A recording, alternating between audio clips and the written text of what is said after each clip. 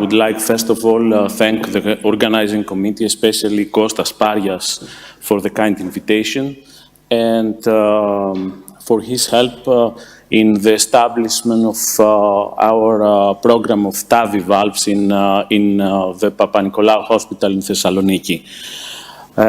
I'm going to present two cases with the same pattern. There are two cases of female patients with previous mitral valve mechanical placement a few years before the TAVI procedure. What someone has to have in his mind when he's having patient with mechanical mitral valve and he needs to do a TAVI procedure, there are three main points that has to have in his mind. First of all, is that some of the cases they could be underexpanded. This underexpansion could be because of the mitral valve that is not easy to, it's the mechanical valve, there is no place to help for the extension of the valve. And then there is a minimum place between the mitral and the aortic annulus, and this is going to give difficulties in the expansion of the valve and has to keep that in mind.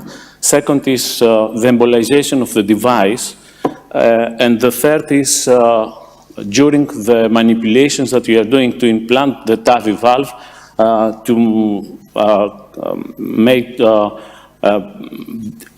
the difficulties and to have a problem with the previous implanted mechanical mitral valve. Generally, this kind of patient is not easy to, it wasn't the first cases that someone has to start with the TAVI valves, and in the beginning, it wasn't for the TAVI valves to be used in such cases. In 2017, there is a report, a review of 37 reports for 140 cases in the literature with from 2 to 40 patients, depends on the centers, that they did so. And they implanted TAVI valves with success. Our patients, the first one is a lady of 76 years old, diabetes mellitus. She had, in the second month of 2015, implantation of DDR pacemaker, and May 2017, she had a mitral valve replacement. Generally, her condition wasn't very well and has renal insufficiency. So for the procedure, what we did, we decided to use a 26 evolutar valve. You could have in the first video before the implantation. Here is where we have we decided to implant the valve with not using pre-dilatation. And here is the valve. What you have to be very careful is to find the best angulation in order to see where is the valve, the mitral valve, and the new to be implanted in order to not interfere the two valves when they will be in action. Here is the starting of the opening of the valve, and here is the last before opening the valve, and this is our end, and is the final result. Both the place of the valve is very good, and the valve is working well. here are, before the implantation, the TOE, and you could see the implantation of the valve, and then this is a month later, the results. We have the two valves very well working, no major regurgitation for the aortic valve that we implanted. And this is the next case. This is 73 years old, again with diabetes mellitus in atrial fibrillation. She had a mitral valve replacement in 2010, and this is 10 days before the first case. And here is the first, before the implantation of the valve. Here is our valve when it's starting to open. We have an aortic regurgitation, and then we decided to post-dilatate the valve because our thought it was that here wasn't very well expanded, and after the first dilatation there's still a problem, and then we did a second dilatation, and the final result it was very good, and the patient ameliorates all the hemodynamic situation of her profile, and we thought that this is the final post-dilatation, and we thought that everything was finished, and this is the case of the worst case. It's why it was the worst case, and there was a big leakage, and we, oops, sorry.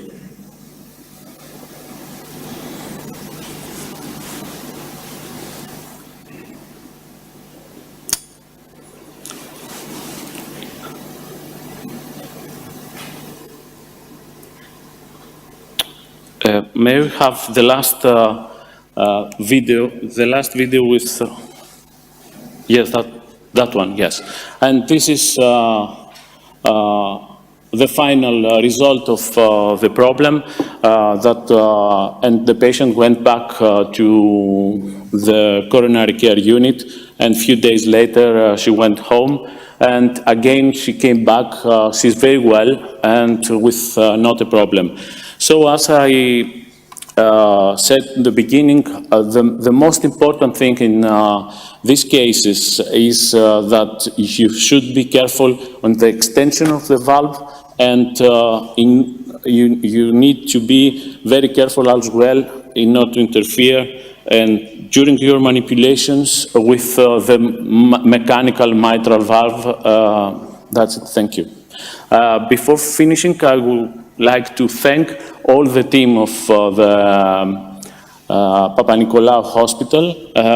It's Dr. Mavrogianni, Dr. Asteri, who is our anesthesiologist, and Dr. Drossos, who is our surgeon, and the vascular surgeons, Strelopoulos and Megalopoulos. It's the team, because you should have a team when you are using. I think that Dr. Spiliotopoulos knows very well all of them. Thank you.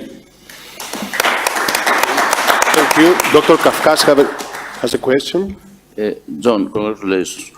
When we have patients like this with mechanical valve in mitral valve, which is the best type of valve, the best choice? It depends on the calcification of the valve, but we used self-expanded valves, and we are using the Evolut R valves. As far as our experience, that's it. I don't know if Dr. Spiliotopoulos has to discuss and give any.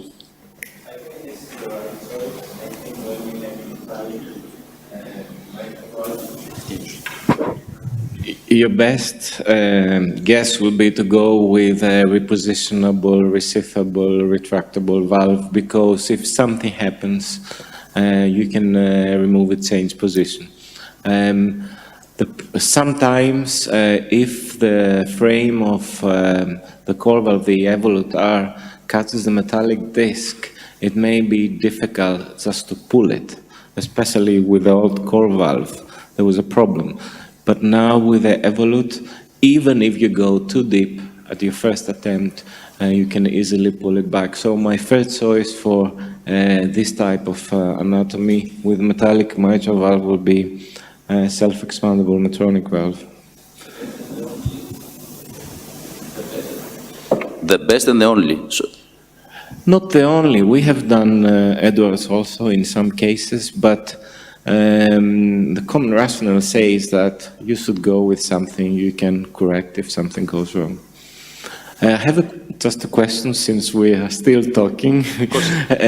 In the complication case, I think you can see the internal femoral artery, and I wonder if your puncture was low, because when you put the stent there, the self-expandable stent, I see it begins below the external artery. So I wonder if that was the reason of this complication. If you can go back to the, I may be wrong, and I may take wrongly that artery as the external femoral artery. Can we see the last slide of the presentation? No.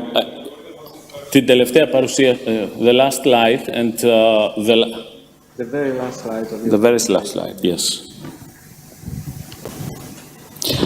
No, it wasn't the right place. We did it every time we were doing the puncture with retro. We have a roadmap, and it was in the right way that you teaches us. And there was a problem with the proglide that the second proglide was in the right place, and that's why we had the main problem with the leakage. We tried to use a third one, but with not success. So then we used a balloon. We stopped the running, and then we went through the other leg with the stent graft, and we did a post-dilatation, because before the post-dilatation with a bigger balloon, we had some small leakage, but then you saw the result, it's fine, and the patient is fine, she's walking very well. And the problem was that it was a very huge lady, and she had some problems with the warfarin, because she was in warfarin, not in because of. Last comment, as an interventional cardiologist, all of us want to perform the cases totally percutaneously.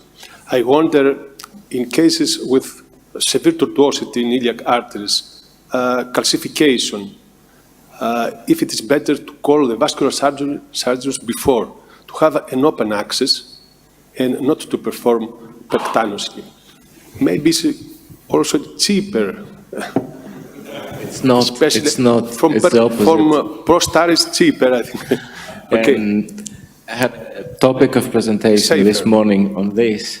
On peripheral access, and from literature it appears that it's more expensive because it prolongs the length of stay in the hospital considerably, and also it's not safer. Vascular complications were higher in one study, the only study that compared the true percutaneous access with surgical cut down, and also the local infections are much higher after open access. So I would not recommend it to go with surgical cut down. Dr. Nikas and Dr. Patakos. That's fine.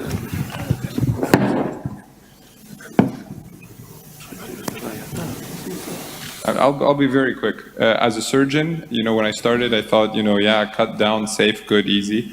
No, I disagree, and I think ProGlide is the way to go. Because if you look at the data from with the Partner 2 trial, there's a lower rate of vascular complications when you go percutaneously.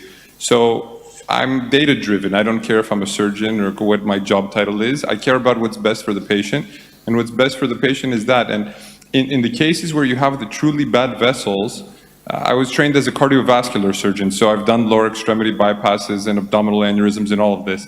So from my viewpoint, there's not much that you're going to offer by doing a cut down. And even if you go to the iliac artery and you sew a graft, it becomes very complicated. It becomes very complicated. So I think whatever you can do from the femoral, you can do it well percutaneously. Once you have to do a cut down, most of the times, not always, but most of the time, if you really are thinking about doing a cut down, maybe you should think about alternative access. If you're really good at doing femoral artery sticks and cannulation. I wonder what Dimitris Nikas thinks about that.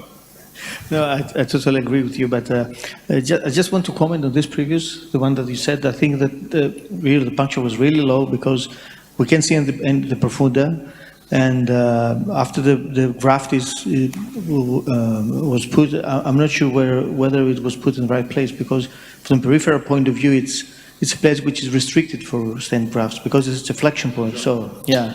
If the patient walks, this would absolutely going to get thrombosed or will fracture in a couple of steps. We discussed that with the surgeons because we didn't do the procedure by ourselves. They came and we discussed that in order to have an open access or to use a stent graft. And the surgeon said that for himself it's safe and there is no problem for the patient to walk because it was one of our problems that could be a restriction for the lady, but he said no, and the result is on his side. I mean, the patient's still very well, she's still walking and with no symptoms and we did an angiogram and we did a Doppler test for her and she's fine. That's really good to know, because this is a point that we're always afraid. If something happens like this to everybody, it's something that's always a question whether to put a stent graft or just to cut down the artery and repair it surgically. But as you said, if we have this very good result with the stent graft, that's really a relief for us. Okay, thank you, John. Thank you, Dimitris. We are in the end of the conference. And,